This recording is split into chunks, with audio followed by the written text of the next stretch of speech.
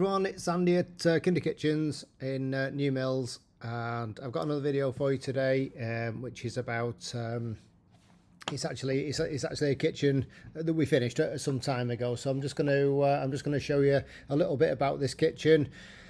And show you some pictures basically of what it looked like. I am going to start at the beginning with the design, and we'll just talk a little bit about the design before we move forward, so you got a bit of context on kind of how the design process went. I'll show you the renders for the design, and then I'll get straight on with showing you around the kitchen and kind of how it turned out. So let's get started. I'll just scroll down to the hopefully you can see my screen, so I'll just put the plan up there, and you can see that this room is quite long. This room, nearly 6 meters long, but not that wide. So it's 2715. You can see on the plan there, width wise. So quite a long, slim room, and I'll just start in the top left hand side. There's a larder there. You can see that cross on it means it's a tall housing or a wall unit. So there's a 1200 larder with two 600 doors. There's a tall oven next to that, a tall fridge unit next to that. Sorry, a fridge unit first and an oven next to that. A drawer pack. I'll talk a bit more about that later. A 500 base unit which has a bin in it. That's the sink base. There's a freestanding dishwasher. We can see that 610 there, so it's a freestanding dishwasher. A 350 base unit, which will be basically the unit that fills the gap of this run, and then an integrated washing machine on the end. Two wall units. Over to the other side, you can see that green line that's just on the front of the unit there. That tells us it's an appliance. So there's an integrated under-counter freezer. A wide drawer pack, 800 wide, so that'll have a cutlery tray at the top and two pan drawers below. A 600 base unit. That door there is for the corner, so that extends under that corner, and it has a pull-out device that comes out. And then there's just around the corner there, what you can see in green is a 150 wine cooler. And then where that line is the worktop, the peninsular worktop, and there's a bit of seating on the back of it and on the side of it as well. So when we went through the design process, this is obviously what we come up with. This isn't actually a high definition render because there's nothing on the worktop. It's what the fitters get basically, but it's good enough for this purpose. So we can see the freezer at the end, the drawer pack, 600 unit. That's the corner unit. Wall units above, and that's our wine cooler. And that is the other side, so we can see the larder on that. Full height fridge freezer. They're actually full height doors, these, on the final draft. Oven and microwave, so 450 high microwave combination oven, and two 450 doors above and below, which is the best configuration for oven heights in my opinion. On that side, 4 175 drawer fronts. That's a great drawer pack. I'll come back to that in a minute. That's the bin unit, sink base, freestanding dishwasher, 350 unit, and the washing machine integrated on the end, and two wall units above. So let's have a look at some pictures of the finished kitchen. Obviously these renders weren't done to the right color, as you'll see. So it was the actual color for the kitchen doors was graphite. It's a solid wood door, a kind of modern shaker. There's no V-groove in there. It's just modern sort of slim rails. So it's got quite a modern look to it, with the cornice and pelmet is not very traditional. It's not mega traditional. It's kind of in the middle. It's not a modern square one, but it is kind of in the middle. The handles are brushed steel handles on there. And the worktop was what was the worktop? Calacatta Borghini was the worktop, and you can see on this side, you'll have noticed on the renders that it was upstands on this side, but actually when we got to template, they decided to have the whole wall done in it as well. So that's a nice touch. So we can see that's a fridge on the that's a freezer, under counter freezer on the end, and then next to that we've got the 3 drawer pack. So that's a cutlery tray at the top, and then 2 pan drawers below. Now that's a UK standard for drawers, for wide drawer packs. And one thing I'll say about that, just as we move on to the next picture, is it does fit a cutlery tray in that drawer, and it's absolutely fine. But if you're fitting that below an induction hob, and induction hobs are quite thick, the body of the actual hob is thicker than the quartz worktop is, so it sticks out of the bottom. So for putting something really big in there, like a big masher or I don't know, some kind of big utensil, you will find, if you're not careful, that even with a kind of a plastic cutlery tray, which is kind of the thinnest type, it might well catch on the bottom of your hob.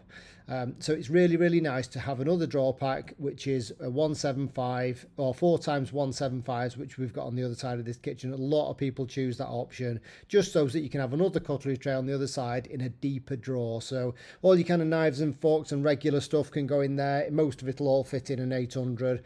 But for those odd big kind of items, then it's nice to have that additional drawers on the other side, which we'll see later on. Induction hob, that's a Neff one. That's a surface mounted one, so that's on top of the worktop. It's not sunk into the worktop. It's not been recessed into the workshop. It's not a flush fitting one. I've got another kitchen we've just finished with a flush fitting one, so I'll show you that in time.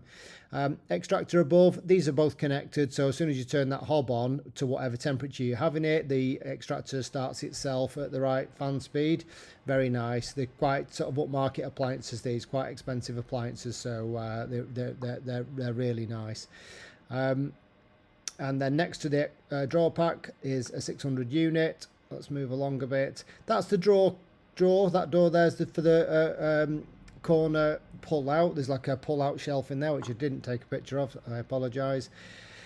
And then we've got the wine cooler on the end. Now, I did get a little bit of negative feedback from the client on that wine cooler, and that comes down to the noise.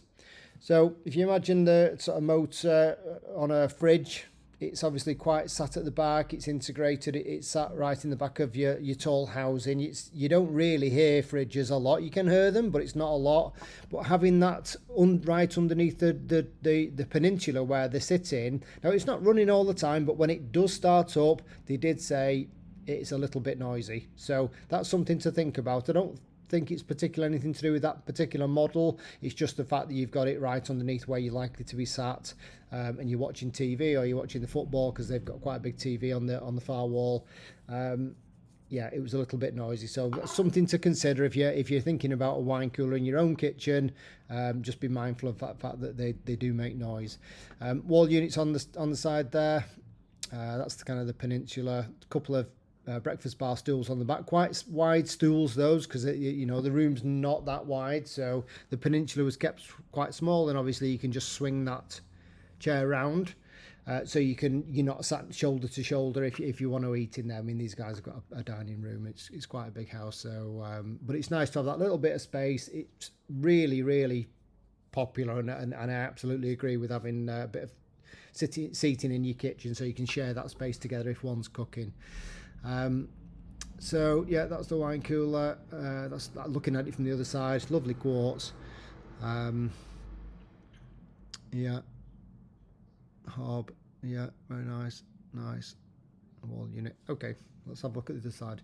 So you can see that that's the larder unit at the end, a double-doored larder. We'll have a look inside that in a second. And then you've got your tall fridge. So that's just a fridge behind that, not a fridge freezer, which is why it's got a full height door on there. Now, you can split these doors. Obviously, you could have a 715 door at the bottom, which would be the same size as your kind of base unit doors, and then a 1245 door above.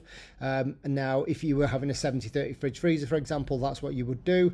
And you could also do the same on your larder if you just want to open the top of your larder rather than opening the bottom at the same time.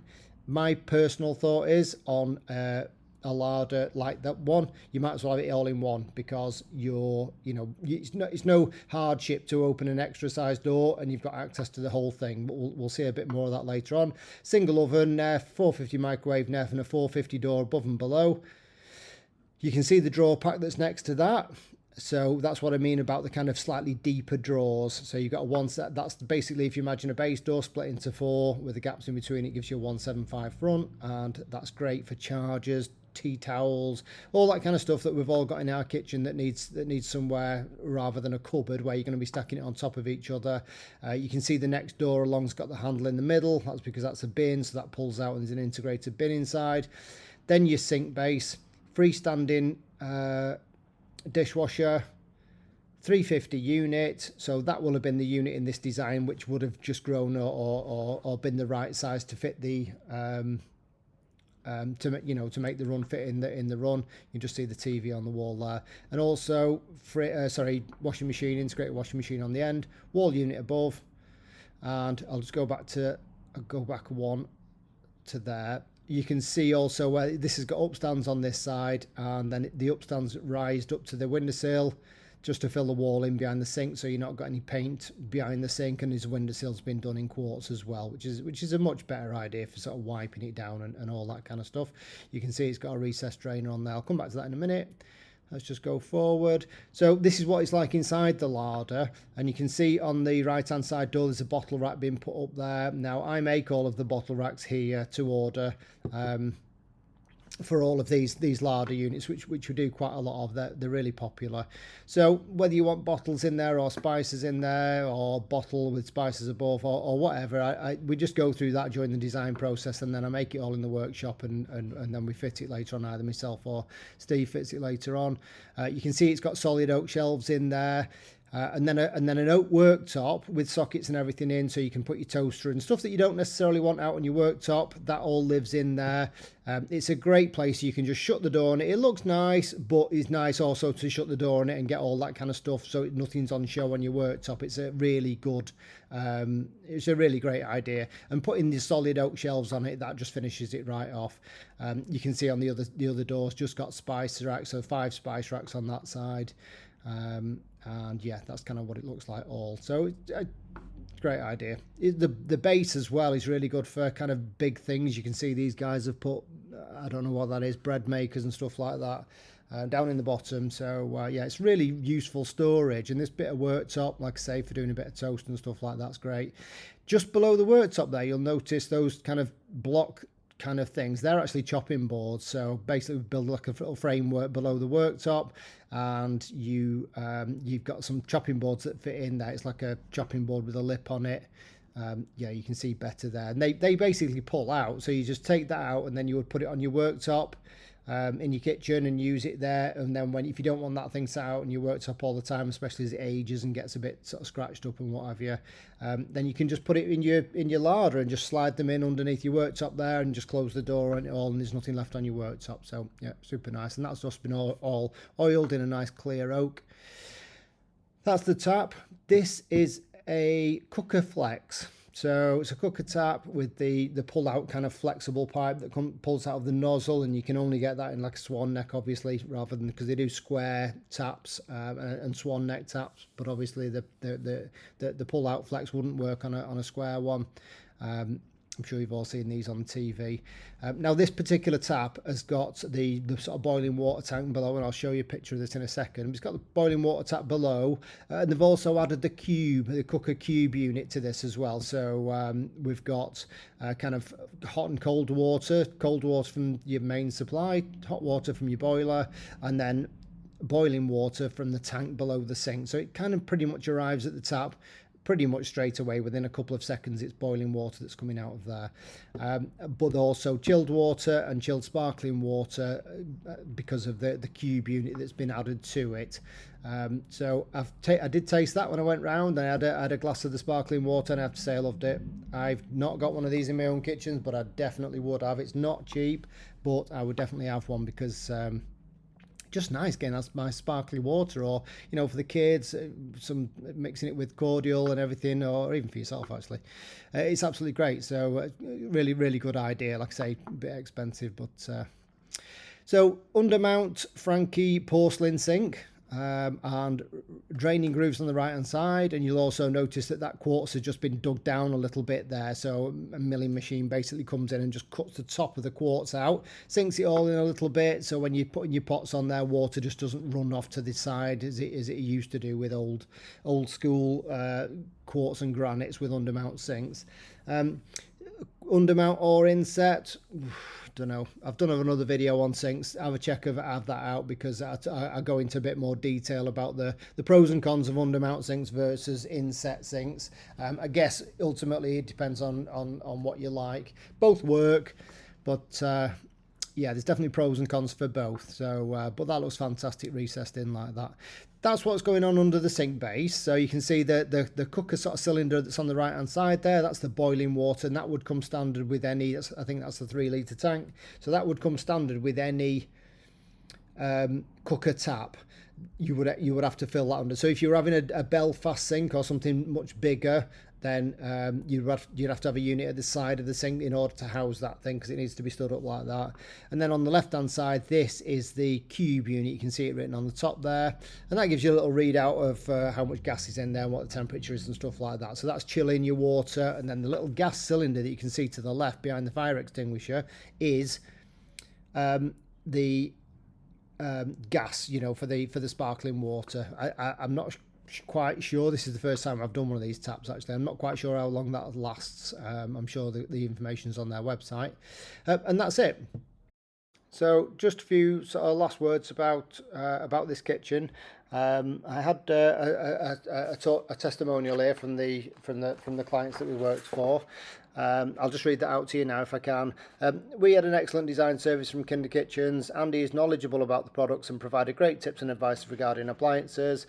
Kinder Kitchens installation team were professional and highly skilled. Steve was our kitchen fitter, and his attention to detail is incredible. I definitely agree with that. He did some great work, especially around the larder area there. Steve coordinated the other trades so the project ran smoothly. We would happily recommend Andy and Kinder Kitchens to anyone wanting a new kitchen. Many thanks, Joe and Alan. So thanks very much for that for you guys. It was an absolute pleasure to work for you. If you've got any questions about anything that you've seen in this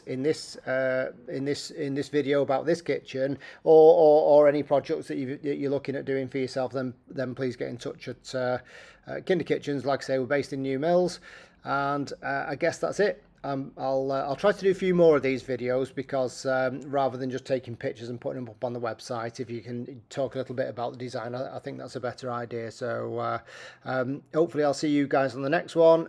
Take care. Goodbye.